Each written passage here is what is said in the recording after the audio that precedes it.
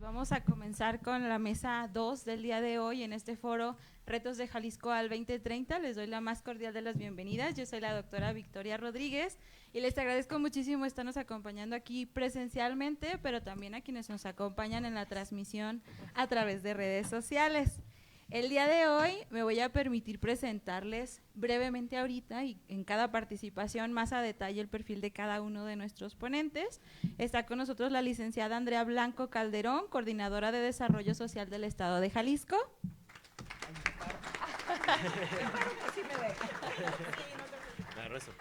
También tenemos con nosotros a la doctora Harumi Rosas Arellano, coordinadora del Doctorado en Políticas Públicas y Desarrollo de aquí del Centro Universitario. Y al doctor Máximo Ernesto Jaramillo Molina, profesor investigador del Departamento de Sociología y coordinador del Observatorio de Desigualdades del CUCSH.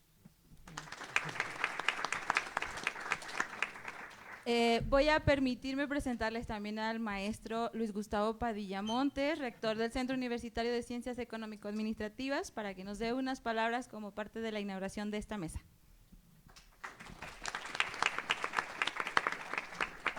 Muchas gracias, muy buenos días.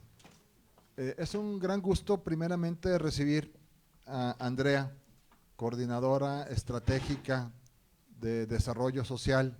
¿Lo dije bien? Sí, perfecto. Así del gobierno del estado de Jalisco, y mencionar que nos parece muy relevante su presencia en la Universidad de Guadalajara, en el CUSEA, porque justo en estos meses se irá confeccionando, será determinando y serán impulsando las principales políticas que vendrán a resolver una agenda muy compleja para el desarrollo sostenible en el estado de Jalisco. Decirte, Andrea, que nos da mucho gusto que vengas a tu casa, a la Universidad de Guadalajara, y que esta universidad, y particularmente este centro universitario, estamos muy comprometidos con la agenda del gobernador Pablo Lemus. Que el gobernador Pablo Lemus es prácticamente parte de esta comunidad universitaria y muy de manera específica durante el periodo que tuvo la responsabilidad de dirigir Zapopan como presidente municipal y después en Guadalajara, y recientemente tuvimos la oportunidad de conversar con él sobre los grandes retos de Jalisco, y nuestro propósito es que haya un acompañamiento permanente desde la academia para que jóvenes como ustedes aquí presentes, a quienes saludo, se puedan involucrar en la hechura de las políticas públicas, en la acción desde la universidad, para que ustedes puedan seguirse preparando, pero que lo vean con una dimensión teórico-práctica en donde puedan aplicar el conocimiento que reciben en las aulas, en la biblioteca, en los laboratorios, y que se conviertan en agentes de cambio, que desde el servicio social, las prácticas profesionales y un programa futuro que estamos pensando, que es un programa de becarios para que tengan colaboraciones e incidencia, se pueda llevar a cabo. Otro segundo proyecto que hemos venido trabajando es justo el asociado con investigación y transferencia de conocimiento útil. Y de eso se trata precisamente este foro, Retos de Jalisco al 2030. CUSEA tiene no solamente un conjunto de programas de licenciatura, tiene un conjunto de programas de posgrados entre maestrías y doctorados. Aquí está la doctora Harumi con la joya de la corona de los programas de posgrados, pero que donde también vemos en la investigación y la transferencia de conocimiento una fórmula para poder colaborar. Y por eso quiero dar la bienvenida a esta mesa, a tan distinguidas profesoras, investigadoras, investigadores y quienes se encuentran en la acción gubernamental, y decirle a la audiencia que nos está siguiendo en vivo por las redes sociales de la Plataforma de Economía de Jalisco y del propio CUSEA, a la audiencia aquí presente, que la Universidad de Guadalajara tiene un compromiso con el Estado y que justo este foro, con 4 mesas, tiene el propósito de abrir una agenda a partir del día de hoy para seguir abonando sobre cuál es la visión de futuro de Jalisco, cuáles son los retos y desafíos que se encuentra actualmente y cómo podemos encontrar en la hechura de políticas públicas, de programas de gobierno y desde la universidad con este grupo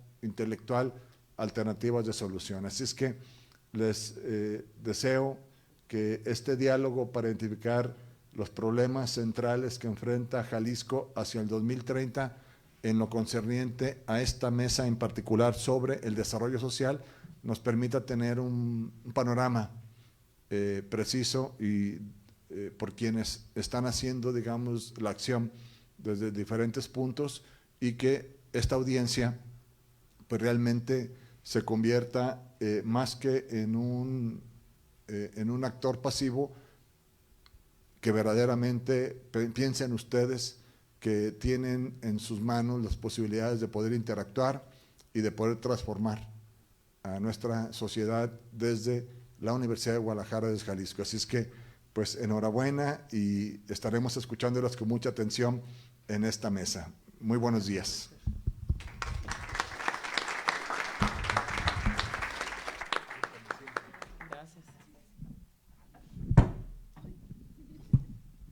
Bueno, era para captar la atención, como reactivarnos un poquito. Muchas gracias, maestro Luis Gustavo. ¿Sí se escucha? Sí. Bueno, entonces me voy a permitir comenzar con la dinámica de esta segunda mesa que aborda la política social en medio de estos retos de Jalisco al 2030.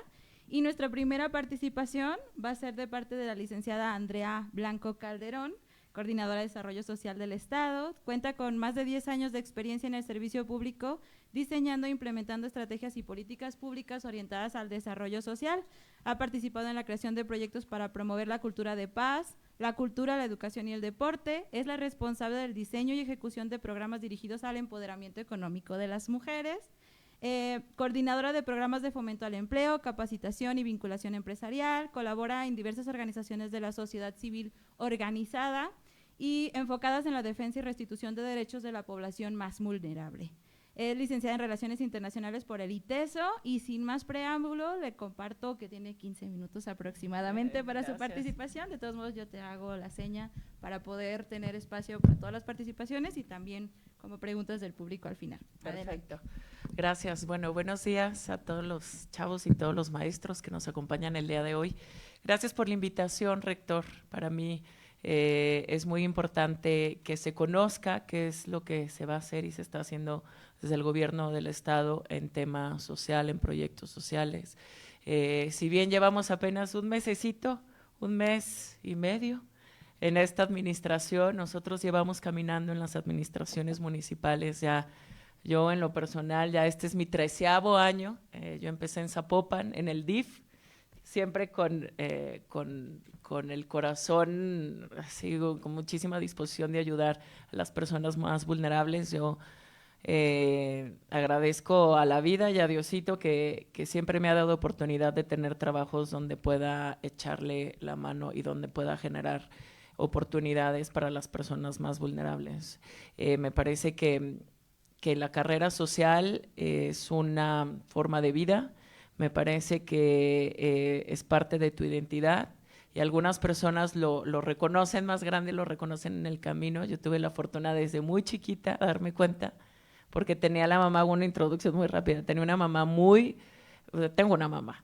de la causa social y cultural, ¿no? Entonces esto me ayudó desde chiquitita, nos llevaba a todos los voluntariados, nos daban, no sé, bolos, y nos decía, escojan 2 cosas, 2 dulces, y los demás me van a acompañar a irlos a entregar a la colonia, bla, bla, donde los niños no tienen nada. Y nos hacía en Navidad juntar dinero y ir a comprar juguetes, irlos a entregar, no solo comprar con nuestro dinero, sino irlos a entregar. nos daba permiso de faltar una semana entera a la escuela para irnos a la fila a comprar libros y a todas las presentaciones.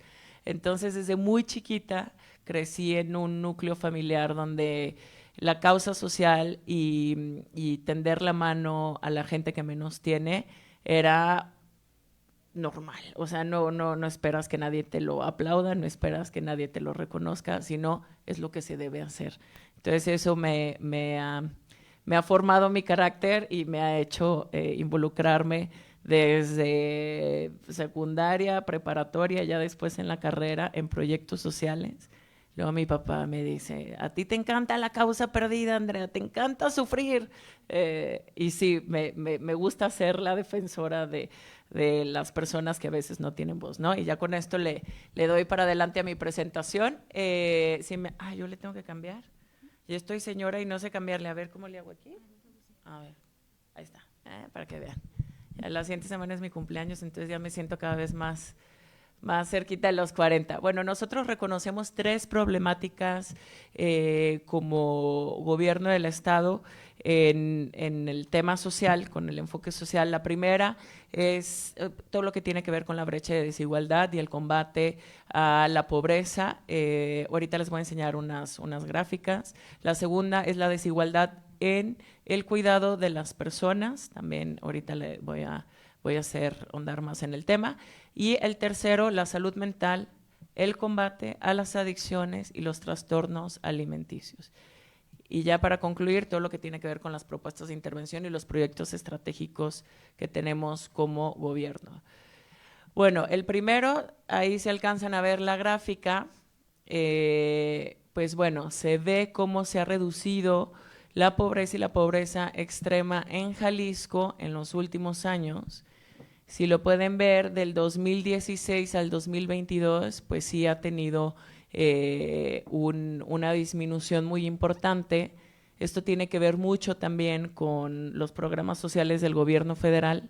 Sin embargo, vemos la siguiente gráfica, donde no necesariamente tener más dinero significa que podamos tener más acceso al sistema público de salud y a la educación, ¿no? Que son básicos y principales para el combate a la pobreza y a la desigualdad. Si no hay un buen sistema de salud público y un sistema educativo que llegue a todas las poblaciones y a todas las edades y que genere una educación mucho más integral y que los jóvenes se queden en las escuelas y se sigan preparando, pues por más que haya dinero y haya dispersión de estos apoyos, gracias, ando sufriendo que no veo, pues de todos modos no alcanza el dinero cuando no hay medicamentos en los hospitales públicos, cuando no hay tratamientos y no hay estudios, ¿no? Ahí vemos cómo ha incrementado la carencia de los servicios de salud del 2020 al 2022, en 2 años, que es muy poco tiempo, del 32% de la población al 37% de la población. Es altísimo. Y en tema educativo, del 18.49 al 20.44.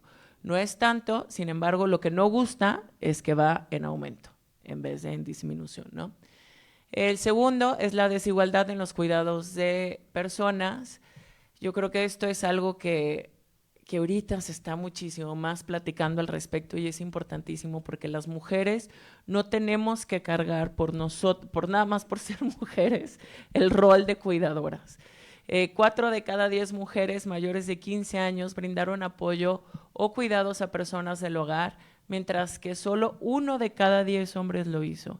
Es decir, 4 veces más mujeres siguen teniendo el rol de cuidadoras de niños, de personas con discapacidad, de adultos mayores, únicamente por ser mujeres. Ahí se ve muchísimo más que es con los niños de 0 a 5 años, donde las mujeres pues muchas veces no tienen oportunidades o independencia económica, que esto es algo que yo he hecho mucho en mi carrera, que las mujeres tengan libertad e independencia económica, porque de eso depende mucho después que se queden en los hogares con parejas violentas o con dinámicas no saludables. En adolescentes o niños ya más grandes de 6 a 17 años se reduce de 25.2% mujeres, 7.7% hombres, sigue siendo enorme la diferencia, personas de 60 años y más, que ya serían los adultos mayores, un poquito más parejo, pero sigue siendo prácticamente el doble las mujeres, personas con discapacidad es más que el doble, y enfermedad temporal es más o menos similar, no es tanta la diferencia, ¿no? Y el tercero es todo lo que tiene que ver con salud mental, adicciones y trastornos alimenticios, temas totalmente estigmatizados a la fecha, que cada vez va mejor el tema de prevención y comunicación, pero siguen siendo temas bien sensibles y que crecen y crecen y crecen. Y parece que luego son de estos temas que nos gustaría, que duelen tanto, que a veces nos gustaría aventar abajo de la mesa y hace cuenta que nadie se dio cuenta. Pero entre más hagamos eso y muchísimo más como autoridad, muchísimo más del lado de gobierno, pues más estará creciendo el problema, ¿no? En esto se estima que en el 2023 niñas, niños y adolescentes entre 10 y 19 años, 28 de cada 100 tuvieron dificultad para dormir. De 10 a 19 años, 28 de cada 100 es… A ver, los niños a esa edad se supone que duermes y duermes y duermes y cuando te quiere levantar tu mamá para ir a la escuela, no, por favor, porque quieres seguir dormido. 28 de cada 100, suponemos que por temas de ansiedad o por alguna conducta que no está beneficiando. 16 de cada 100 dicen no disfrutar de la vida. 16 de cada 100 en esta etapa de la vida, es altísimo. 10 de cada 100 se le dificulta concentrarse y 6 de 100 se sienten deprimidos. Habrá que ver cuántos saben qué es la depresión o reconocen una conducta de depresión, ¿no? Entonces, sí impactan los números por el rango de edad. La que sigue, igual, de jóvenes, niñas, niños y adolescentes de 10 a 19 años, 10 de cada 100 comieron demasiado, ellos lo reconocen que comieron demasiado, 9 de cada 100 les preocupa subir de peso, 3 de cada 100 perdió el control sobre lo que comió y 2 de cada 100 ha hecho dietas para perder de peso. Por el rango de edad sigue siendo un tema súper preocupante que muchas veces se normaliza, pero no debería de ser así. En consumo de drogas, vemos, aquí no tenemos un dato más actualizado porque no se ha hecho una encuesta más actualizada, lo cual nos sorprendería muchísimo más las cifras. En el consumo de droga, cómo ha aumentado del 2008 al 2016. En 8 años, cómo ha aumentado el consumo de drogas en mujeres y en hombres. Es altísimo lo que ha subido. La siguiente ya va más enfocada a qué tipo de droga. La marihuana se concentra en la mayoría, la cocaína es altísimo. Ahora, si hacemos una al 2024, que sería 8 años después, salen otras sustancias. El cristal, tenemos una pandemia de cristal en las comunidades. Entonces, lo que impresiona de este dato es el aumento en tan poco tiempo. Y el aumento también de las mujeres, nosotros lo vemos en las comunidades. A mí me toca llevar el albergue Cabañas y muchos albergues de niños institucionalizados que o los papás los dejan abandonados y no tienen red familiar o se los retiran a las familias por alguna situación de violencia.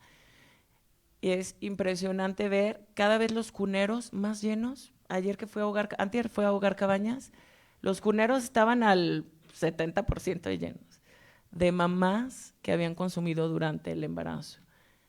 Altísimo, y ves a los bebés, pues bebés ya cargué una de 3 semanas de nacida, y los bebés pues obviamente, pues como consumen durante el embarazo, pues los niños están, digamos, intoxicados, ¿no? Entonces, sí te impresiona ver, porque yo de hace 15 años que empecé a trabajar temas sociales en comunidades vulnerables, las mujeres no consumían tanto como consumen actualmente, y a edades tan tempranas. Entonces, vemos una desintegración del tejido social también, porque las mujeres están consumiendo muchísimo más y pues lo vemos reflejado en el hogar y en los niños. A mí que me toca llevar temas de niñez, pues muchísimos de los niños que están en los albergues es por tema de consumo, ¿no? Y bueno, en las propuestas de intervención, primero vamos con todo lo que tiene que ver con el acceso universal a los sistemas de salud. Tenemos el Seguro Salud Jalisco, que es para todas las personas que no son derechohabientes, para que puedan tener un servicio universal dentro de la red de hospitales que tenemos. obviamente en zona metropolitana y en el interior del estado. Después tenemos el Hospital Regional de Cancerología, si no lo conocen algún día vayan, allá en la colonia de Miramar en Zapopan, y el Hospital Civil de Oriente en Tonalá. Estos son nuevos, nuevecititos, nos los entregaron en diciembre, los hizo el exgobernador Alfaro, a nosotros nos tocó operarlos, y ahí está lo complejo del asunto. Los dos son de alta especialidad. Generar infraestructura de salud en zonas vulnerables, en zona metropolitana, pero de buena accesibilidad, es indispensable para la cobertura.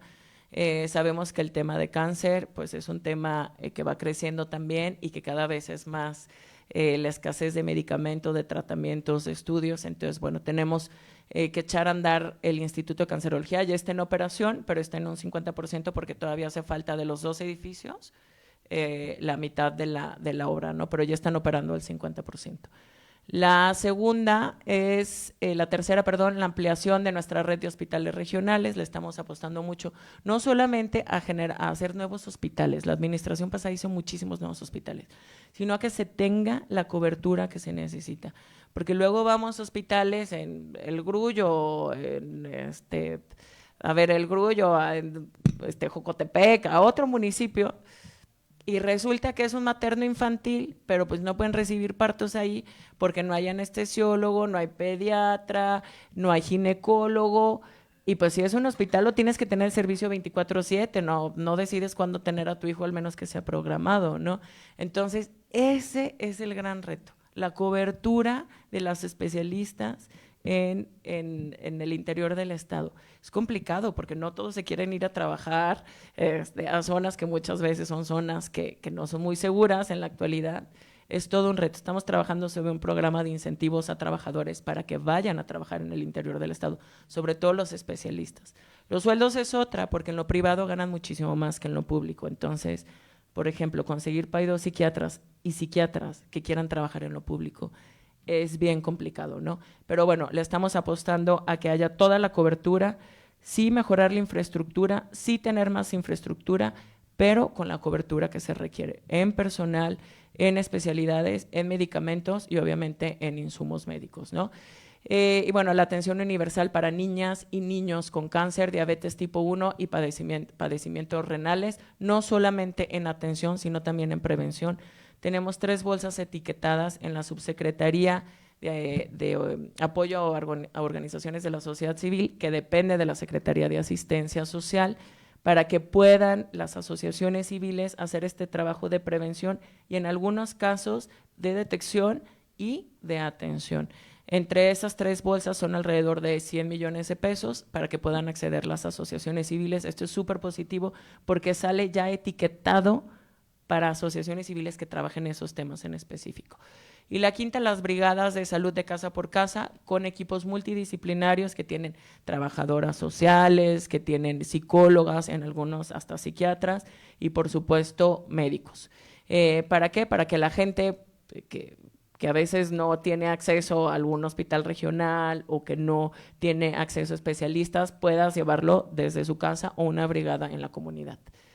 Después, la consolidación del sistema educativo.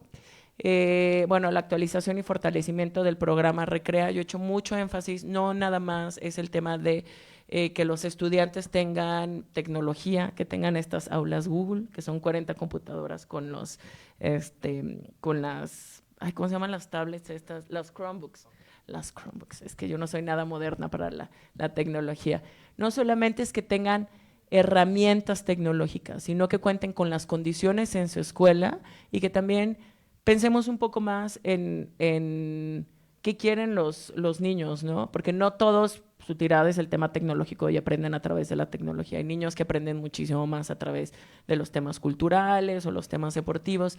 Entonces estamos a través del Fideicomiso de Infraestructura para la Educación, es un fideicomiso público-privado, donde va sobre el impuesto sobre la nómina, alrededor de 5,000 millones de pesos se proyectan para este año, pero que las escuelas desde la infraestructura se piense a que los niños salgan a jugar, se activen físicamente a través del juego.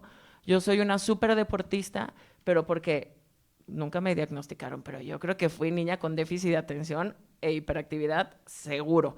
Era la niña que no me podía estar quieta. Y tengo 2 hijos que son exactamente iguales a mí. Y yo digo, y mis hijos que van en escuelas privadas, en escuelas que supone que tienen un sistema como muy hacia lo, muy individual, muy hecho a lo que necesita tu hijo y la familia, y aún así no los pueden controlar, les cuesta trabajo quedarse en el escritorio porque son niños muy listos, pero son niños muy inquietos. Ahora, ¿cómo estarán el resto de los niños? Pues los niños en la actualidad son niños muchísimo más ricos, muchísimo más complejos, muchísimo más críticos, que se involucran más, con un enfoque social distinto. A mí cuando oigo a la gente grande que dice, la juventud está podrida. No, claro que no, es que no los entendemos. Los niños no los entendemos porque vienen con un chip distinto y porque ya si les dice siéntate, no se sientan, te dicen, ¿por qué? ¿Por qué me tengo que sentar? Te cuestionan. Entonces hay que pensar en un modelo que vaya más hacia los niños, no hacia lo que queremos que sean los niños, sino qué es lo que necesitan los niños. Estoy muy sensibilizada con esto porque mis hijos, los 2 son neurodivergentes y porque yo sé que como ellos hay muchísimos, diagnosticados o no, y que estos niños necesitan herramientas distintas, a no pensar que todos tienen que entrar bajo el mismo modelo, porque si no, no aprendieron del 0 al C. No, ya tenemos que pensar distinto, pero tenemos que brindarles escuelas que sean seguras, escuelas que tengan la tecnología, pero que también sean escuelas divertidas y que cuenten con la infraestructura para que puedan activarse a través del juego. Súper. Ya para cerrar rapidísimo, todo lo que tiene que ver con el sistema estatal de cuidados es todos los apoyos que surgen de la Secretaría de Asistencia Social. Jalisco Te Cuida, un apoyo que va directamente a cuidadoras de 2,000 pesos de manera mensual. Esto se hace, para ayudarlas a que puedan tener este flujo de dinerito, a veces para el transporte, a veces para el medicamento, y para hacerles la vida más sencilla, ¿no? También nosotros lo reconocemos como un grupo prioritario, no únicamente para que puedan ser beneficiadas de este programa, sino para que también puedan ser beneficiarias del programa de Mi Pasaje, que puedan ser beneficiarias obviamente del Seguro Jalisco y que los reconozcamos como un grupo prioritario. Las escuelas de tiempo completo, arrancamos el piloto con 20 escuelas a partir del siguiente ciclo escolar. Esto ayuda muchísimo a las mamás que trabajan, a las mamás que quieren insertarse en el mercado laboral. El sistema integral de cuidados, que no es únicamente pensarlo dentro de la coordinación de desarrollo social, sino pensar que se tiene que trabajar de manera transversal con las diferentes dependencias. Y las estancias infantiles, regresa el apoyo de manera estatal de 2,000 pesos de manera directa a la mamá o a la cuidadora, 2,000 pesos para la estancia que ellos quieran. Obviamente la estancia tiene que estar en un padrón y contar con todo en regla, pero también va a haber una bolsa de apoyo para que las estancias infantiles se puedan regularizar y se sigan capacitando, ¿no? La salud mental, rapidísimo, las colmenas, arrancamos con la primera colmena. ¿Saben qué es una colmena? Sí, los centros comunitarios, pero un poco más modernos. Las colmenas se trabajan, yo siempre digo, la colmena se pone donde todo el mundo quiere salir corriendo porque es violento, porque hay bandas, se consume droga, se vende droga, todo eso que luego sale corriendo y la gente se encierra a las 6 de la tarde y no dejan salir a las niñas, ahí tiene que ir una colmena. Ya llevamos 10 colmenas en zona metropolitana, ahora vamos al interior del estado, la primera en Lagos de Moreno. El gran éxito de las colmenas es que se teje el programa un año antes de empezar a hacer el proyecto arquitectónico con la comunidad. Y quien opera la colmena, obviamente hay un grupo de gente que depende de gobierno, pero la activación depende de la comunidad. Entonces eso hace que se apropien del espacio y los diseños arquitectónicos son increíbles, rompen con la imagen de la colonia, que muchas veces pues no está tan bonita, y ver la colmena. Esta colmena en específico es la de Oblatos, de la colonia Arandas, y es súper bonita, la celosía de fuera es súper bonita. Los centros de atención a la niñez, la ampliación de los centros deportivos de alto rendimiento, apostarle al deporte como un tema de prevención a las conductas de riesgo y a la prevención al delito. La activación física y el fomento a la lectura, tenemos un programa con UNESCO para llevar el fomento a la lectura a las escuelas. Queremos que los niños lean, por favor. Sabemos que si leen van a tener un mejor futuro, me gusta pensar eso. Y bueno, todo lo que tiene que ver con la activación del espacio público a través de la Secretaría de Cultura. Y ya esta, te lo juro que ya es la última, la rehabilitación del Zapote es el hospital de estancia prolongada. ¿Alguien lo conoce? ¿Lo ha escuchado? Híjole, qué miedo, hasta tiene un nombre de miedo. Está atrasito del aeropuerto. Vamos por la segunda etapa. Tenemos que mejorar las condiciones de las personas que viven en ese espacio. Son personas que muchas veces ya están en estado de abandono, ya no las reconocen los familiares y muchas de ellas han estado institucionalizadas toda su vida. Por ejemplo, tenemos 2 niños que empezaron en el Hogar Cabañas y tienen ahora 60 y tantos años y han estado institucionalizados toda la vida por un tema mental.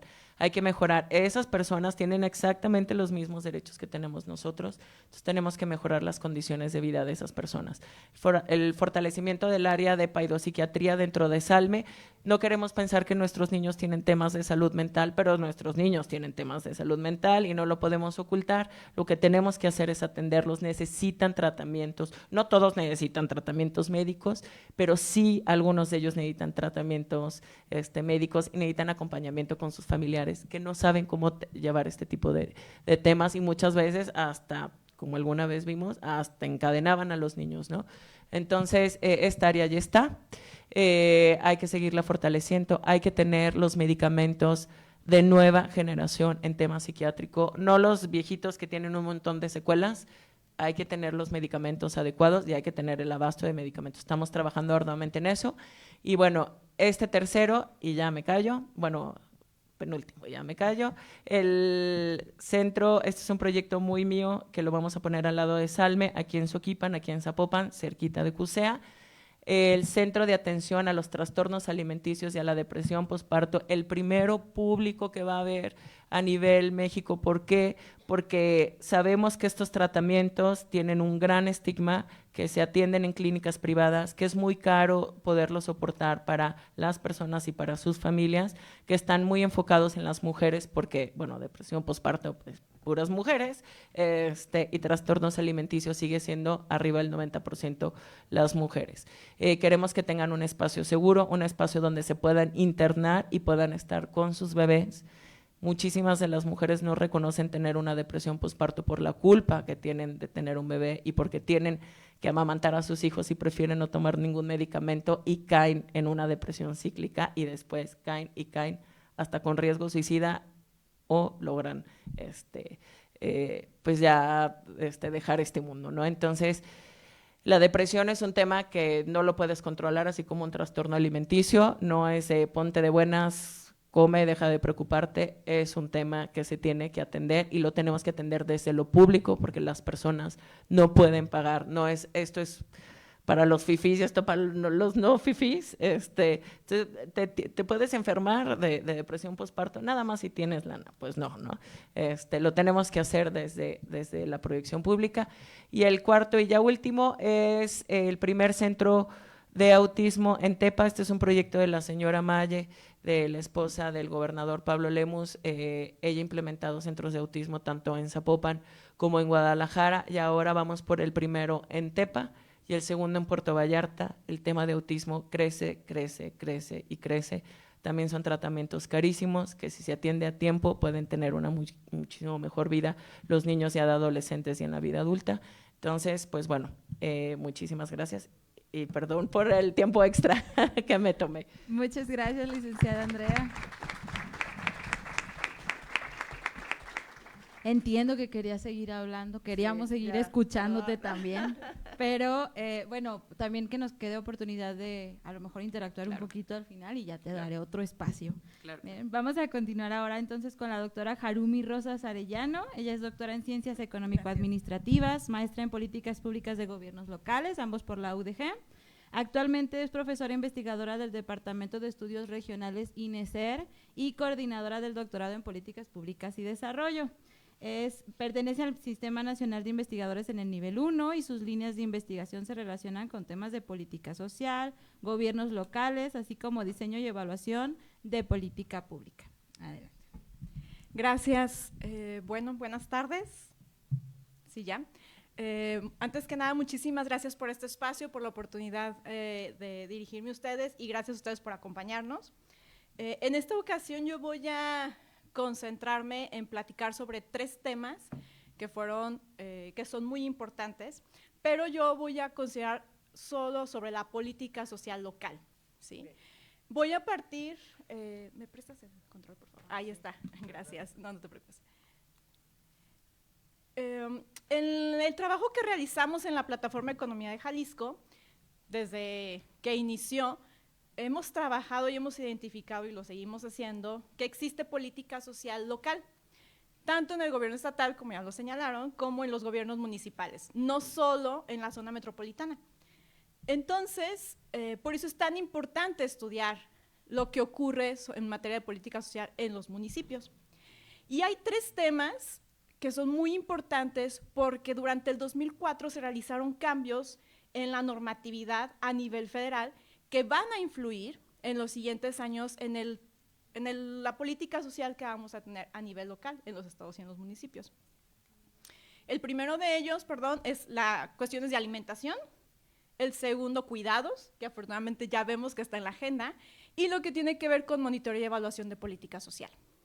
En el primer caso, aquí en México tenemos uno de los derechos sociales es el derecho a la alimentación, pero ahora no solamente es la alimentación como cualquier tipo de alimento, no.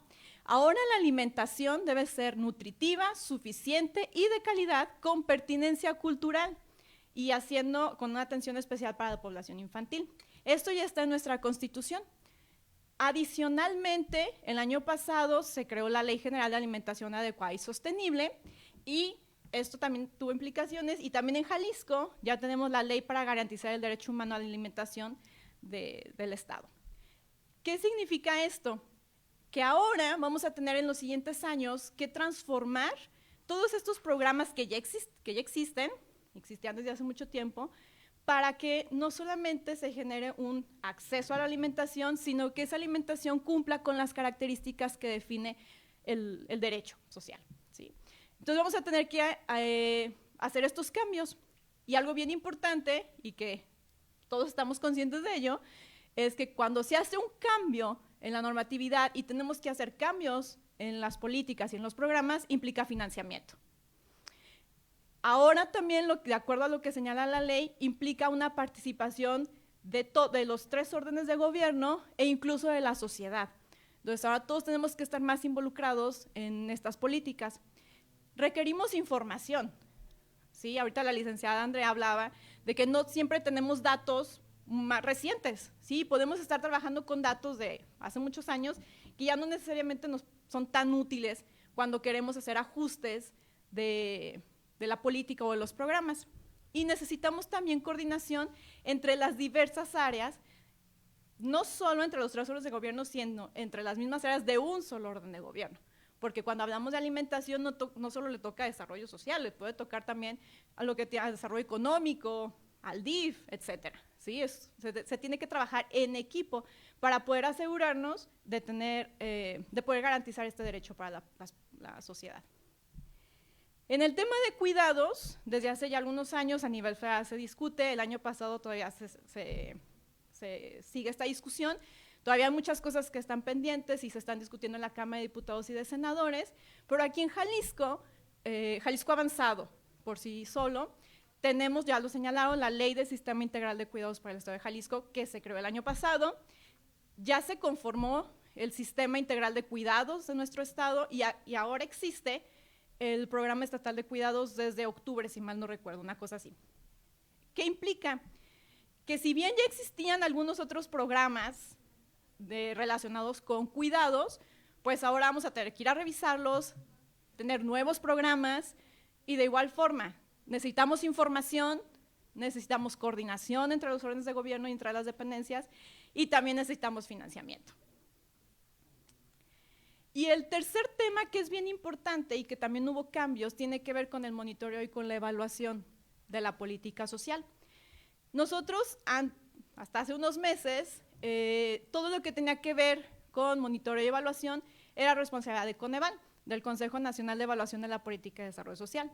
Pero el año pasado, esas atribuciones se transfirieron a INEGI.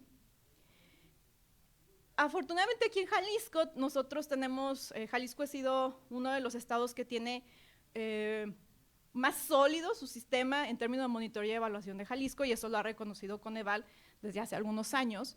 Entonces, en Jalisco tenemos muchas herramientas para poder realizar el monitoreo y la evaluación, ¿sí? Pero ¿eso qué implica? Que necesitamos más vinculación en nuestra entidad con los gobiernos municipales para continuar haciendo monitoreo y evaluación de todas esas acciones. Necesitamos esta coordinación, es bien importante, porque se destinan muchísimos recursos, no solo financieros, para desarrollar las políticas en el estado y en los municipios. Entonces necesitamos coordinar. Necesitamos fortalecer la evaluación en los gobiernos, el monitoreo y la evaluación de los gobiernos municipales.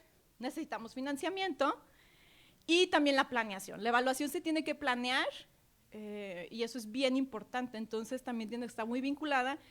Desde que nosotros estamos pensando en hacer nuevos programas o en cambiar algunos programas, también debemos de tener muy consciente cuándo los vamos a evaluar, bajo qué indicadores y muchísimos otros elementos. Entonces los organizadores nos pidieron que hiciéramos, si me ayudan a cambiar por favor, tal vez la batería.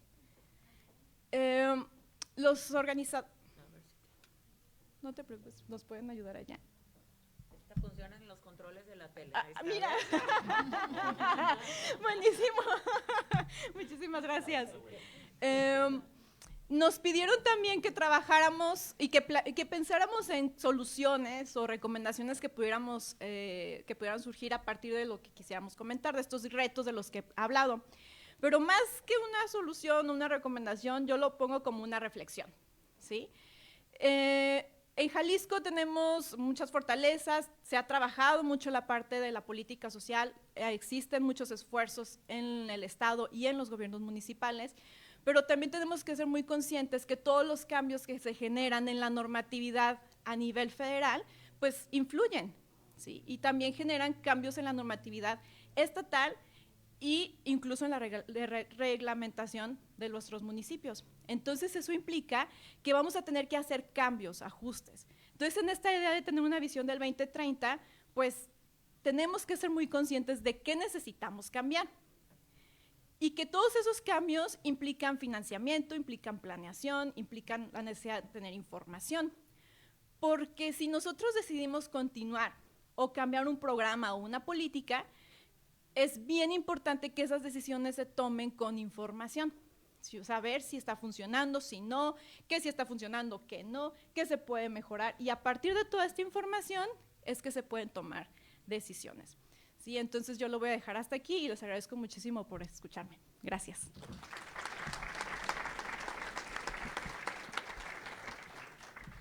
Ahora le voy a decir entonces, no, síguele, síguele, doctora. Se me ocurre también, no sé si estamos, no sé si estamos notando la conexión con la mesa anterior también, cómo va todo entretejiéndose. Obviamente estamos hablando del mismo estado, pero cómo se conecta un problema o una problemática con otra. Y aquí a lo mejor también la parte de la difusión, ¿no? O sea, yo estaba sorprendida ahorita que la licenciada nos presentaba los programas y decía, es que eso lo tenemos que compartir no solo en las aulas de clase, que es donde podemos como que incidir, sino también a la población objetivo, ¿no? Lo importante que va a ser eso. Vamos a cerrar estas primeras participaciones con el doctor Máximo Ernesto Jaramillo Molina. Es académico y activista tapatío del Oriente de Guadalajara, doctor en Sociología por el Colegio de México y economista por la UDG, donde actualmente trabaja. Fue galardonado, con el Premio Nacional de Periodismo 2022 y el Premio Nacional de Políticas Públicas 2024. Además, es miembro de las primeras cohortes del programa Atlantic Fellows for Social and Economic Equity de la London School of Economics, dirigido a líderes comprometidos con la lucha por un mundo más justo y menos desigual. Desde hace más de 10 años, Máximo se ha interesado con pasión por las narrativas que reproducen las desigualdades y por eso en 2018 creó el proyecto de divulgación Gatitos contra la Desigualdad, que les invito a buscar en redes sociales, obviamente, donde cuestiona a través de datos las narrativas que glorifican la meritocracia. Como académico y divulgador, busca incansablemente que cada vez más personas cuestionemos los mitos que sustentan las desigualdades y exijamos cambios sociales más profundos. Adelante, Máximo. Bueno, muchas gracias por la presentación y muchas gracias tanto a la plataforma, a todos en el CUSEA por la invitación a estar aquí. Un gusto estarles escuchando también a Andrea y a Harumi. Y pues también un gusto que estén escuchando las personas asistentes a esta mesa, que de entrada debo decir, ya me parece que ha estado muy interesante. Yo he estado apuntando un montón de cosas de las que han estado diciendo. De hecho, este tema del Centro de Atención para Depresión Postparto y de Trastorno Alimenticio me parece fundamental, incluso también en el tema postparto, por las implicaciones que tiene engarzado con todo lo que están diciendo de cuidados e incluso para las posibilidades que tienen las mujeres después del parto para poder seguir en su carrera profesional, ¿no? Que muchas veces se ve truncada por eso. Entonces, muy bueno eso. También lo de las colmenas, muy bueno. Y de hecho me tocó estar en una mesa en el Quad, sobre donde estaba, hay alguien, creo que sí, Karen, de las colmenas, y estaban hablando justo del plan que tienen para el Estado durante estos años, y le decía que me encanta y que ojalá más bien les dieran más presupuesto, porque lo que quisiéramos es que hubiera más colmenas en estos 6 años que van a estar ustedes. Pero bueno, de entrada todo eso, muchas gracias por estarlo compartiendo, también todo lo que estaba compartiendo Harumi. Y lo que quería decir, siguiendo lo que decía Harumi, lo que nos solicitó es hablar de 3 problemas en específico, digamos 3 propuestas. Las voy a decir ahorita y nada más como un contexto previo, quisiera mencionar desde la academia, y tal vez tengo que aclararlo, desde el punto de vista académico, desde la escuela donde yo parto, el tema con la política social en general debería tener por lo menos 3 fines, ¿no? Y esos 3 fines me parece muy, muy importante tenerlos en la cabeza, porque siempre tenemos que buscar que los programas de política social, los planes y demás vayan hacia ellos. Por un lado es desmercantilizar el acceso al bienestar. ¿Qué significa eso? Que para acceder a bienestar no tengas que pasar por el mercado, que puedas acceder a salud, como ya nos decían ahorita, con todos estos programas universales de acceso a la salud, acceder a educación, acceder a vivienda, etcétera, no necesariamente o no forzosamente por el mercado. La otra, y justo por eso han hablado las 2 colegas de cuidados, y yo ahorita te voy a mencionar muy rápido porque ya hablaron mucho de esto, es el tema de desfamiliarizar el acceso al bienestar, que poder acceder al bienestar no dependa de tu familia, no dependa de si tu mamá está cuidándote, de si tu abuela está ayudando, que la abuelita está ayudando a el cuidado para que la mamá se pueda ir a trabajar, obviamente porque ahí la ausencia grande es la de los hombres. Digamos que en ningún momento el tema del acceso al bienestar tenga que ser forzosamente o tenga que pasar forzosamente por la familia, y esto nos rompe de repente, todos los debates de cuidados recientes han buscado romper esta tradición que tenemos, en la cual hace 5 años todavía nos decía el expresidente de la República que el mejor sistema de seguridad social del país era la familia, ¿no? Y era como, no, es que no necesitamos que sea la familia como tengas que acceder a la seguridad social o, digamos, al bienestar, ¿no?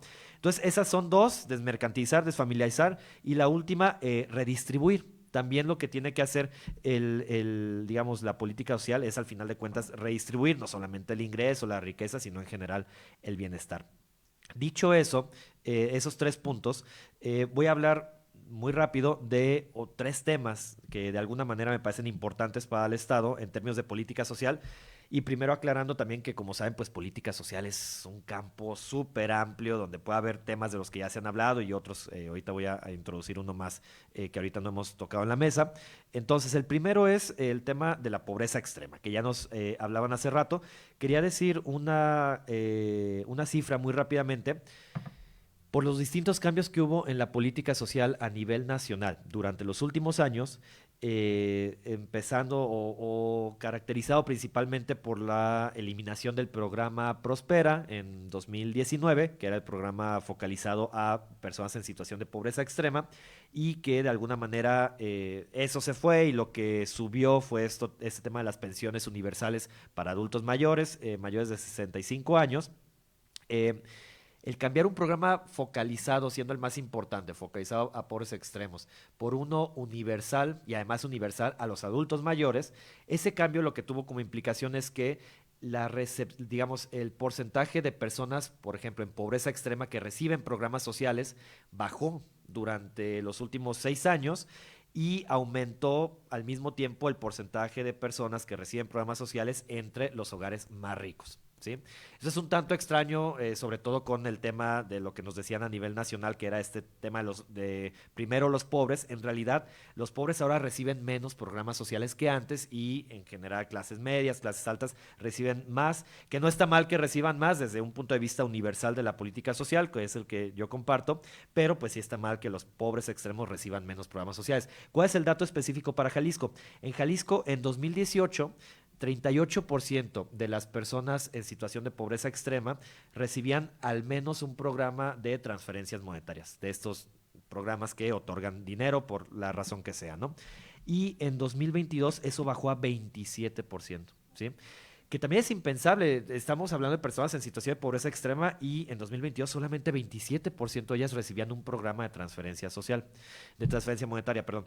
Esto en gran medida está causado por los cambios, insisto, en la política social federal, porque es la que es la mayor responsable de las transferencias monetarias, pero al final de cuentas, pues también como en otros casos que el Estado ha tratado de darle la vuelta a los cambios que ha habido a nivel nacional, es algo que me parece que se podría pensar de alguna manera en Jalisco.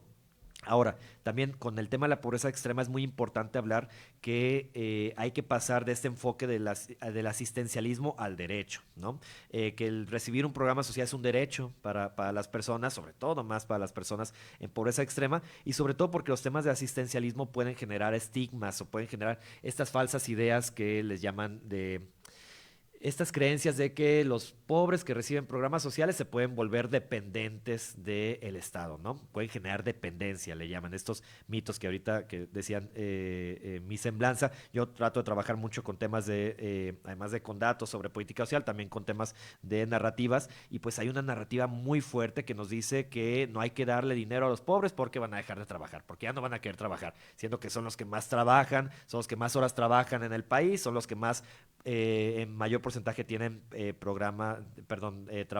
tienen 2 trabajos. Entonces, pasar de asistencialismo a derecho, me parece que en muchas vertientes se ha logrado hacer en el Estado y a nivel nacional. El hecho de universalizar los programas sociales me parece que es una muy buena manera, pero en general para atender el tema de la pobreza extrema en el Estado, igual también a nivel nacional, pero hablando específicamente del Estado, hay que hacer una combinación difícil pero importante entre programas sociales universalistas y programas sociales focalizados. Digamos, este abandono que hubo a los programas sociales que iban dirigidos a los pobres extremos simplemente por estar en esa situación de pobreza extrema, me parece que es importante reflexionarlo y ver qué se puede hacer al respecto. Un cambio, por ejemplo, a nivel nacional, esto no es para el Estado, pero un cambio muy interesante que podría haber a nivel nacional es que estas becas que ahora se convirtieron en este sexenio, se convirtieron en becas, digamos, pasaron de las becas Benito Juárez que estaban dirigidas a personas en pobreza extrema, ahora se dirigieron a becas universales que cualquier persona que esté, digamos, cualquier niño, niña, joven que esté estudiando la secundaria va a recibir una transferencia. Esto es deseable. Pero, ¿qué pasa con los jóvenes, los niños que no pueden ir a la escuela, ¿no? También, o sea, estamos casi dándole a todos los niños, todas las niñas, menos a los que no van a la escuela. Y uno diría, ¿por qué no estamos dando a los que no van a la escuela, que tal vez podrían ir a la escuela si les diéramos esa transferencia, ¿no? Entonces, digamos, este es el tema de pasar de un tema, digamos, de asistencia, decir, hay que darle dinero a los niños porque estudien, y yo le estoy dando dinero como Estado, yo como social le estoy dando dinero porque lo merecen, porque estudian, a un tema de derecho, decir, son niños, niñas, pues merecen recibir un tipo de apoyo por parte del gobierno, ¿no? Entonces, Esto en el tema de la pobreza extrema, pero lo que sí me parece relevante, ahorita los datos que tenemos son de la NIG 2022, los más recientes, pronto tendremos la NIG 2024, pero entonces 38% de las personas en situación de pobreza extrema recibían un programa social en Jalisco en 2018 y eso pasó a 27% en 2022. Es importante que al menos vuelva a subir, o si no que pues aumente. Eso por un lado. Por el lado de cuidados voy a ir muy rápido porque ya dijeron muchas cosas y de hecho yo quiero reconocer, y lo he dicho en los espacios donde me toca participar, que Jalisco es punta de lanza en el tema de cuidados y eso me parece muy importante decirlo. Digamos, en el tema de cuidados y primera infancia, por centrarme en primera infancia, por un lado, los sistemas de cuidados pueden tener dos efectos muy importantes. Sí, el de liberar el tiempo que las mujeres utilizan en el tema de cuidados, digamos, y que eso pueda provocar que aumente su participación laboral, baje la pobreza extrema, tiene un montón de efectos positivos, en general en desigualdades de género puede disminuir la brecha salarial, eso por un lado, pero también por el lado de las igualdades que merecen las infancias, ¿no? Y esto es muy importante decirlo porque el primer punto donde se comienzan a ampliar las desigualdades es justo en el tema de las primeras infancias. A mí, cuando yo lo decían ahorita en la semblanza, yo soy de aquí de Tonalá, me fui a estudiar al Colegio de México hace 10 años y me fue muy fuerte estar allá y conocer que había personas que llevaban esto. No sé si alguien, a ver, levante la mano, ¿quién ha escuchado que existe esto del pre-first o del año de inglés que llevan los niños? Nada más una mano por allá, 2, 3, 4 manos, ¿no? Parece que allá, que me tocaba estar en un contexto pues, de mayor privilegio los colegas, pues es algo muy común. ¿Qué es el pre-first o el año de inglés? Es que entre el kinder y la primaria, o a veces antes incluso el kinder, pero lo normal es que es entre kinder y primaria, los niños se toman un año para estudiar inglés, nada más. Antes incluso, hay colegas que incluso antes de saber escribir y leer español, aprenden a hablar inglés. Y desde ahí se empiezan a ampliar las desigualdades. Es un gran ejemplo de cómo las desigualdades se forman en la primera infancia, ¿no? Ahorita estoy hablando de 5 o 6 años, pero en general empieza desde la primera infancia. Entonces, los sistemas de cuidado tienen esa doble meta también de generar mayor igualdad entre los niños y las niñas, los niñes. Y pues al final de cuentas me parece que todo este sistema que se está planteando en el Estado es muy importante porque también hay que poner un ojo en cómo, incluso ustedes verán con las personas jóvenes, digamos de 30, 35 años, 40 años que conocen, cómo cada vez las familias deciden en menor medida tener hijos, hijas, ¿no? ¿Por qué no tienen hijos? Pues porque saben que no lo van a lograr porque básicamente el acceso a cuidados es públicos, es malo y lo va a tener que cargar uno como familia, ¿no? Y sobre todo las mujeres cuando no hay igualdad dentro del hogar. Entonces, también, digamos, pensar que imagínense, aquí hay críticas a programas sociales que nos dicen que no hay que darles dinero a los pobres por sus hijos porque van a querer tener más hijos, ¿no? Países en Europa con tasas de fecundidad similares, igual de bajas que en México ha caído estrepitosamente los últimos 10 años la tasa de fecundidad, les dan dinero a las familias jóvenes para que tengan hijos. Le dicen, nadie está teniendo hijos, hay que darles dinero para que tengan hijos, ¿no? Y acá es al contrario, acá es, no vayan a tener más hijos, hay que tener cuidado con los programas sociales, ¿no? Entonces, un cambio también de perspectiva en todos los temas de cuidados de primeras infancias es importante. En muchos países existen incluso asignaciones universales por hijo. Aquí, pues, básicamente eso no existe, ¿no? Y me quedan 3, 4 minutos. Bueno, muy rápidamente, el tema de vivienda, que también es muy importante y que, pues al final de cuentas, el tema de vivienda, sé que en Jalisco no es así, pero en otros estados o a nivel federal, muchas veces no se veía como parte de la política social, sino se veía más bien como parte de la política urbana, territorial, pero al final de cuentas, el acceso a una vivienda adecuado, digno, seguro, es uno de los principales factores que, digamos, le llama un derecho llave, que nos da el acceso a poder disfrutar de otro tipo de derechos, ¿no? Si no vivimos de manera adecuada en un lugar, pues desde ahí ya estamos empezando mal todos los otros derechos que estaban hablando hace rato. Entonces, la vivienda, digamos, las políticas públicas de vivienda deberían y deben ser una política social, empezando por ahí. Y bueno, personas jóvenes que están aquí claramente saben la dificultad, cómo ha aumentado la dificultad para acceder a una vivienda. Si quisieran rentar ustedes, saben que es casi imposible o muy probablemente si ya rentan, pues están pagando precios muy altos. Lo que pasa es que desde 2005 a la fecha ha aumentado 289% el precio promedio de la vivienda en Guadalajara. en la zona metropolitana de Guadalajara, 289% frente a lo que era en 2005, y al mismo tiempo también han caído el poder adquisitivo de los salarios en 24%, ¿no? Entonces, con salarios más bajos, tienen que acceder a viviendas 3 veces más caras, ¿no? Entonces, muy rápidamente, ¿qué se tendría que hacer ahí?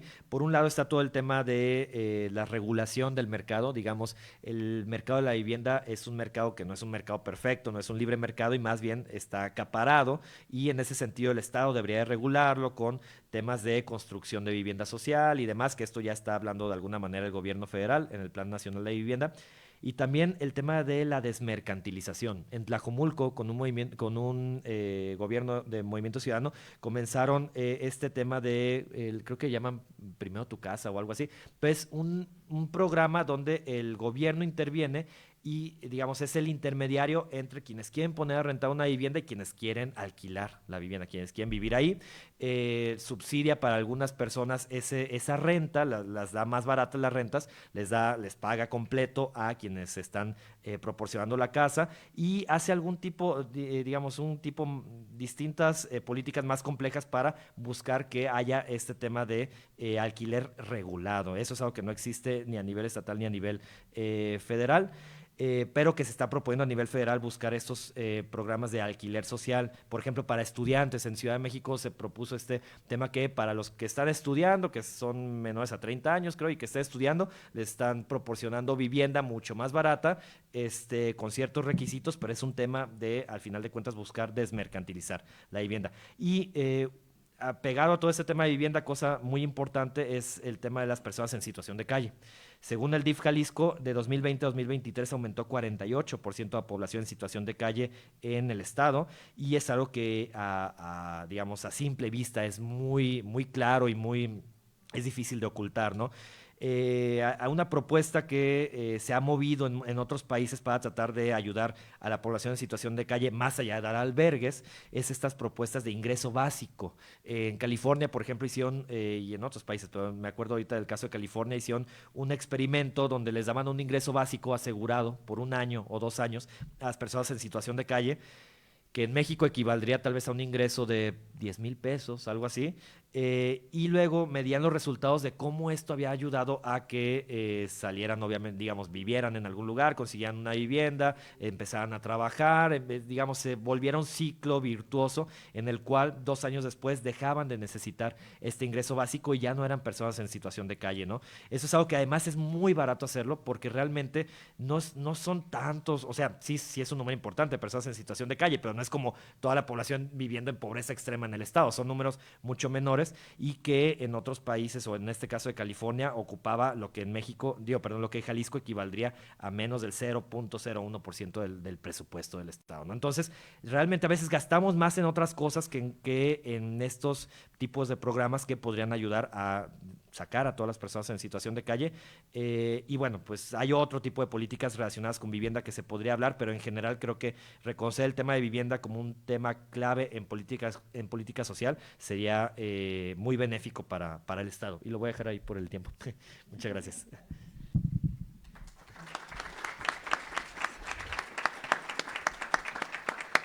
Muchas gracias, doctor Máximo. Y qué importante, ahorita venía a mi mente en lo que piensan, si alguien quiere compartirnos alguna pregunta en estos 5 minutos que restan, ¿no? Qué importante es también reconocernos parte de la problemática, pero también parte de la solución, ¿no? O sea, que estamos como envueltos y a veces es como pues tenemos que resolverlo en lo privado, lo resolvemos en lo privado, ni nos cuestionamos cómo podría ser otra alternativa, ¿no? No sé si alguien quiere compartir alguna pregunta para nuestros panelistas, también para compartirles.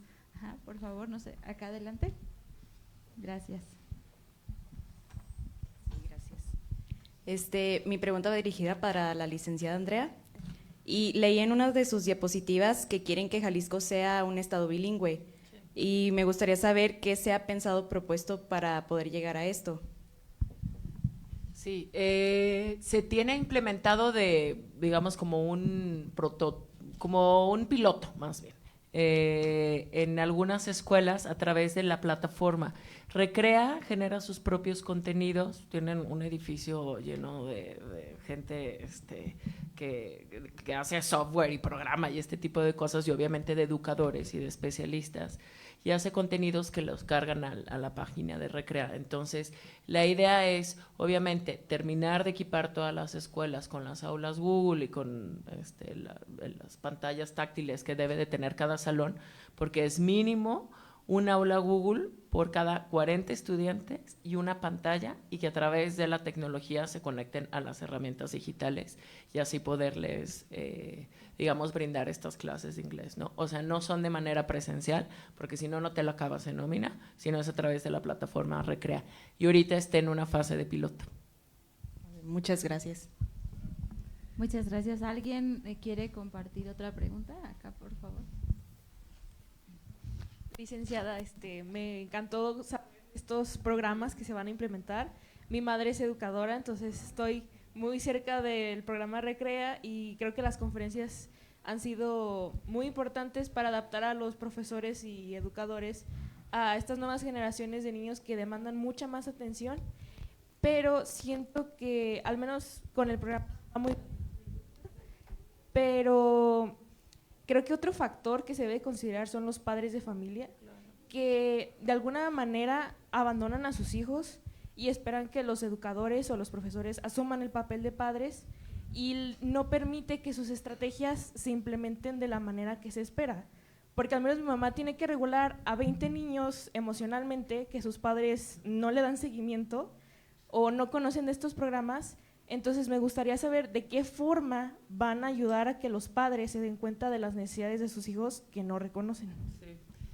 ¿De qué grado es maestra tu mamá? Preescolar, segundo de preescolar, doble turno, mañana aparte, y tarde. Aparte, en plena etapa de crianza. A ver, Así no hay es. etapa fácil, pero ahí son chiquitos de 5 años. Ha llegado de tener menos, incluso niños que todavía ni siquiera saben ir al baño. Sí. El año pasado tuvo un caso de autismo que no quisieron tratar los padres y que era violento el niño y pues era un caso difícil. A ver, o sea, es la etapa de hábitos, de quitar pañal, de conducta, pues es la etapa donde enseñas a tu hijo a relacionarse con los demás, a que genere hábitos.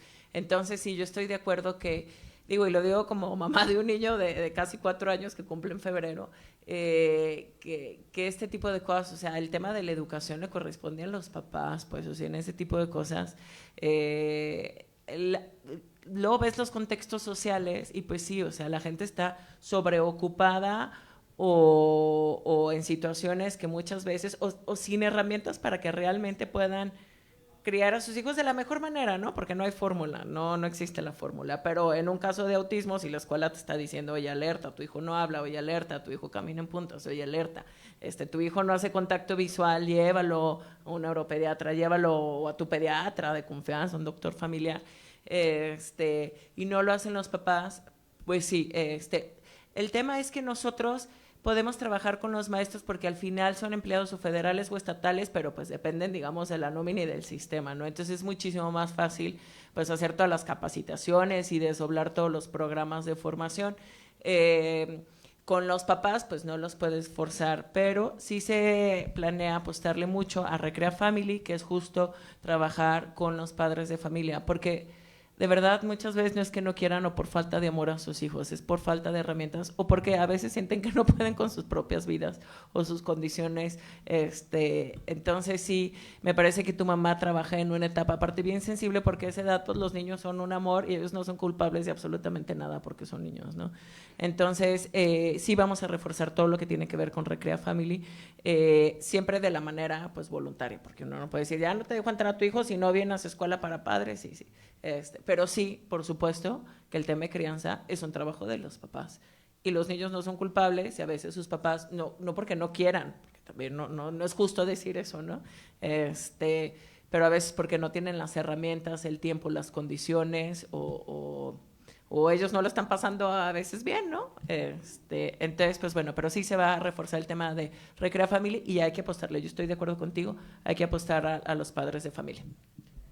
Muchas gracias. Qué importante sería también el poder ver cómo se entretejen todas las esferas para este tema, por ejemplo, de los cuidados y de la crianza, que aunque recae en la familia o en lo privado, es algo social, es algo colectivo, o sea, las infancias, la crianza también es colectiva, también es en equipo, ¿no? Me gustaría darles a lo mejor un par de minutos, 1 minuto a cada uno para su comentario. Ay, perdón, perdóneme, doctor, adelante. Hola, felicidades a los panelistas. Tengo una pregunta para quien me la pueda responder. ¿Qué opinión pudieran tener de una política pública la cual está enfocada a rescatando el tema de la vivienda y la necesidad de una fuerza de trabajo, vamos a ponerlo como prioritaria, salud, educación, de esos trabajadores, el buscar en este caso tener una iniciativa que pueda ofrecerles vivienda a esos trabajadores, como ha ocurrido en otros años, con unidades habitacionales para profesores, unidades habitacionales para trabajadores de la salud, porque platicamos hace un momento y lo expresaba la coordinadora respecto a que hay médicos que no quieren trabajar en las instituciones públicas porque los salarios son bajos. Pero ¿qué tanto sería, en este caso, un incentivo que más que sea el salario, sea el poder cubrir la vivienda? ¿O qué tanto sería para los profesores el poder cubrir la vivienda, que son trabajadores de una fuerza de trabajo esencial, necesaria en este caso para estos planes de desarrollo que están estableciendo gobiernos y hasta la misma universidad, ¿no? Qué fabuloso sería que los estudiantes pudieran tener, por ejemplo, unidades habitacionales donde puedan vivir cerca de los campus universitarios, ¿no? Quien lo quiera responder, ¿qué opinan al respecto de una política de este tipo? Yo le complemento. No, completamente de acuerdo con lo que dices, Nessa. Se supone que en el Plan Nacional de Vivienda a nivel federal se está contemplando que haya la construcción de ciertas unidades nuevas de vivienda cercanas a los centros de trabajo. Así lo dicen. El gran problema con el tema de vivienda es que si quisieras construir vivienda cercana a Belén es donde, ¿no? El gran problema es el suelo, pues, pero pues también pasa que hay suelo público que se ha ido privatizando y que se ha usado para otras cosas, para edificios de lujo. Entonces, pues a lo mejor sí se puede, o sea, es rascándole seguramente, pero yo creo que la idea es muy buena y sobre todo esto que estás diciendo, cuando maestros o médicos, médicas no se quieran ir a algún lugar del estado por justo temas de las precariedades que crean que pueden tener allá, pues justo otorgar vivienda sería algo posible y además allá realmente sí hay suelo disponible, ¿no? A diferencia. Entonces eso es una gran idea y completamente de acuerdo. Gracias. Sí, en Guadalajara, en el municipio, mi trabajo anterior era como coordinadora de construcción de comunidad en el municipio de Guadalajara, y ahí se hizo un programa de vivienda para trabajadores y se tenía, digamos, preferencia por protección civil, policías y sector salud. Y obviamente se tenía el tabulador, que no ganaran más de tanto en número de posición, y la vivienda era de bajo costo, se rescataron algunos terrenos por ahí por el Agua Azul y por Ciudad Creativa Digital, también pensando en repoblar el centro y esas zonas que a cierta hora se ponen como más difíciles. A nosotros nos tocó poner la primera piedra y que se arrancara como el proceso de socialización con esta población. No era algo que dependía de mí, pero yo de alguna manera estoy involucrado porque de mí dependía salud. Me parece que están en construcción y me parece algo bien positivo que lo hagan los municipios, porque luego los municipios no tienen tanto recurso para esto, pero sí tienen buenos terrenos los municipios. A diferencia del Estado ya no tiene tantos, los tienen más los municipios. Y yo me quedo con tu comentario, porque sí estábamos viendo la manera de incentivar a los trabajadores, sobre todo en salud, para irse al interior del Estado, era a través de vivienda, porque si les incrementas o les haces, no sé, alguna compensación, pegas al porcentaje que puedes aumentar, la MIL, que es de donde se pagan los sueldos, entonces ya no te lo permite la ley. Entonces tienes que ver si lo haces a través de tarjetas de vales o si lo haces a través de ayuda al transporte, y en este caso pensamos en la vivienda, porque justo también en otros municipios es muchísimo más barato y existe pues más fácil acceder a la vivienda cerca del centro de salud. Entonces sí lo estamos pensando como un esquema, pero hay que reforzarlo, ¿no? Lo de los incentivos me parece que es algo que es justo para los trabajadores y también pues tienes una mejor cobertura y un mejor servicio en salud. Yo iba a conectarlo también con la parte de la ejecución, ¿no? O sea, ese financiamiento que necesitamos para poderlo autorizar. Voy a voltear de nuevo, por si luego se me olvida, o no noté, ¿dónde? Muy bien, sería la última pregunta para poder alcanzar a cerrar en tiempo. Adelante. Buenas tardes, pues los quiero felicitar por la conferencia, la verdad estuvo muy interesante.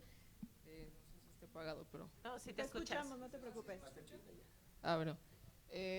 Mi pregunta es para quien quiera responder, a lo mejor y me responde usted, licenciada. Más que nada, como dijo mi compañera, pues el problema a veces también son los papás que no quieren seguir el proceso para los alumnos, en este caso. Mi pregunta sería si en algún punto han pensado en cuestiones como educación sexual, financiera e incluso de inteligencia emocional, porque es bien sabido que también, por ejemplo, en el caso de educación sexual, al tener como esas fallas, se crea un círculo vicioso en el que pues tenemos problemas ya sea de embarazo pues, adolescente o cuestiones, por ejemplo, de si una persona es LGBT, pues ocurren problemas a lo mejor a temprana edad. Y pues cuestiones también, no sé, por ejemplo, que a veces tienen adicción a la pornografía por lo mismo de que no tienen educación sexual, caen en la pornografía, tienen ciertos pensamientos y caen en otras cosas que pues pueden llegar a ser peores, ¿no? En este caso, ¿cómo lo implementarían y cómo harían que los papás acepten ese tipo de implementaciones? Porque también luego es como inteligencia emocional, me estás diciendo cómo criar a mi hijo, inteligencia, bueno, educación sexual, es que no le voy a mostrar pornografía a mi hijo, educación financiera, me estás diciendo que no sé manejar dinero y etcétera, ¿no? ¿Cómo lo implementarían, cómo lo manejarían y cómo harían que los padres y los niños puedan llevar todo ese proceso para que crezcan pues emocional y físicamente dentro de todo esto? Sí, un gran reto. No, te voy a decir, mira, a mí me tocó llevar, yo estaba en un chat de Protección Civil en Guadalajara por Cruz Verde, y entonces en el chat yo estaba de verdad asustada y le decía al comandante de Protección Civil, ¿qué onda con la cantidad de intentos de suicidio o de suicidios que están pasando? Porque ahí reportaban. Yo me quería salir del chat porque era el chat de las desgracias, pero pues no me podía salir. Que el atropellado, bueno, todas las cosas horribles, y un intento de suicidio, y uno sé qué, y eran números y números, y cifras, y cifras, y cifras. Entonces yo, o sea, a ver, pues a mí me corresponde que la ambulancia que llegue, que lo atiendan, ese tipo de cosas, pero ¿qué podemos hacer para que los papás se den cuenta cuando sus chavos, porque generalmente empezaban más de adolescentes, para que empiecen a detectar conductas de riesgo suicida? Porque muchas veces pues ni los papás, ¿no? Se dan cuenta que el chavo está cayendo en una depresión o que está consumiendo. Entonces empezamos a llevar a algunas escuelas, algunas secundarias. No en todas pudimos, pero en las secundarias que el director nos abría más las puertas, que estaba más sensibilizado, temas de prevención al suicidio. Híjole, bien difícil, ¿eh? O sea, bien difícil, no digo porque no, los papás con muchísima bondad agarraban la información, pero no podíamos cerrar las sesiones. O sea, era una cosa de pregunta, yo quiero hablar, porque luego los mismos papás conectaban con sus propias situaciones, porque pues no es que los papás sean los malos, es que muchas veces ellos fueron papás bien chicos y pues nadie, para empezar, nadie te dice cómo ser papá o mamá, pero más complicado si lo haces de chavito, ¿no? O con menos red de apoyo. Entonces, pues bueno, yo creo que sí se pueden hacer las cosas, porque eso a mí me costó y al final llegamos a 100 y cacho escuelas, empezamos con 1, con 2 y llegamos a 100 y cacho. Y la primera dimos de prevención a la conducta suicida y luego les preguntábamos qué es lo que querían seguirse capacitando, que lleváramos talleres, padres de familia nada más, no con chavos. Y ellos nos dijeron temas de diversidad sexual. Porque los papás lo ven, pues cómo acompaño a mi hijo, qué le digo, no lo quiero juzgar, tienen también dudas. Y dimos después de temas de diversidad sexual. Súper bien, la verdad muy bien. Oye, cambiamos la vida de los chavos, los papás fueron unos nuevos papás. Pues no, pero tenían más herramientas. Y lo hicimos a través de los directivos que nos ayudaran, que el día que entregaban calificaciones o el día que tenían que ir porque era la junta escolar y era obligatorio, pero también lo hicimos donde sabíamos que los directores y, digamos, el jefe de sector y todos ellos nos iban a ayudar. Y no necesariamente eran las comunidades que eran más fáciles, era más bien que el director y los maestros fueran mucho más comprometidos y sensibilizados con los chavos. Entonces, lo tenemos que hacer, sin duda lo tenemos que hacer. Hay que pensarlo por dónde arrancarlo y dónde arrancarlo, pero lo tenemos que hacer por los chavos, por los niños y por los papás, porque pues eso también no debe ser fácil para un papá vivir alguna situación de depresión o algo con sus hijos, ¿no? Poderlo acompañar. Entonces, yo creo que entre más información y más herramientas tengan los papás, podemos ser mejores padres. Lo tenemos que hacer. Ahorita, si te digo cuándo, cómo, no tengo la información, pero sí te digo que yo ya lo hice en Guadalajara y sí se puede hacer. Es un tema de voluntad y ni siquiera es un tema de tantos recursos, es un tema más de voluntad. Muchas gracias, licenciada, y también a lo mejor un poco de ir empujando, ¿no? En esa parte del cambio. Cualquier semillita, bueno, claro, abona. Entonces, pues, no resta más que agradecerles también por cuestión del tiempo, así ya no voy a voltear, por si había alguna otra pregunta.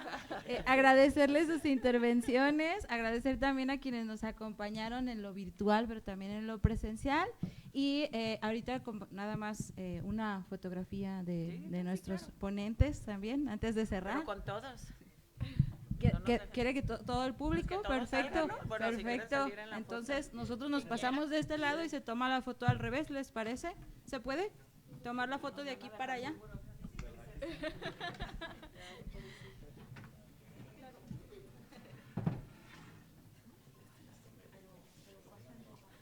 Ay, yo me estaba muriendo de frío y luego después me empecé a morir de calor. Acá. Ok. Pero ¿se separan o nos sentamos nosotros? ¿O nos pasamos atrás? Yo creo que en medio, sí, un poquito en medio, por favor, de las filas, si se puede.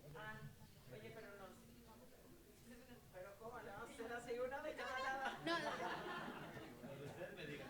No, pues así no, pero que se separe, ¿no? Muy bien.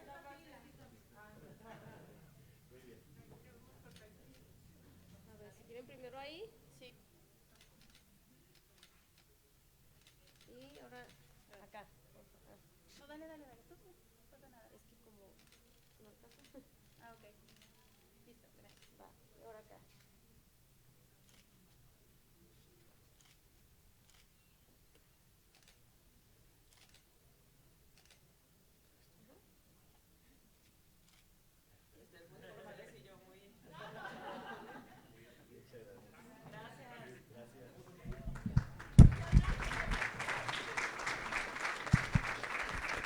Pues sí, precisamente agradecer su asistencia y los invitamos a